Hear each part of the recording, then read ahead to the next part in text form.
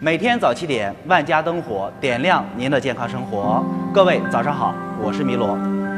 在我们的生活中呢，总是有这么一些情况，说起来不是病，但是发作起来很要命。比方说咳嗽，我们最近有咳嗽吗？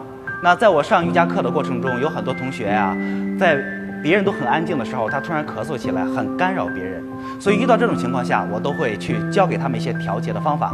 那我们有什么方法能一招止咳呢？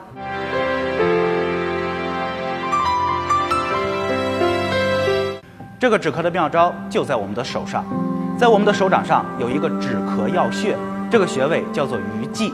对的，就是我们手掌上大鱼际的鱼际，但是它是一个穴位，叫鱼际穴，在哪里呢？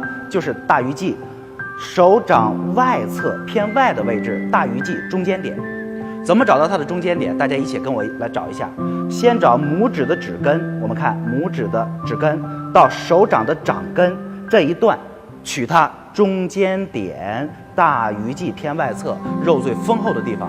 好，我们找准它，用拇指按上来，用力去按压，一直持续的用力，让它有一些酸酸胀胀疼痛的感觉。这个疼痛呢是微痛，一直刺激它1-2分钟。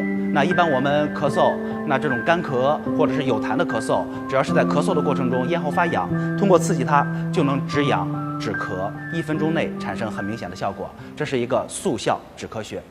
那如果我们平时想预防咳嗽，更简单的一个方法就是2个手的大鱼际靠在一起，相互摩擦，每天擦一擦，养肺润咽喉，预防咳嗽。记住它，这就是我们今天分享的小妙招。谢谢。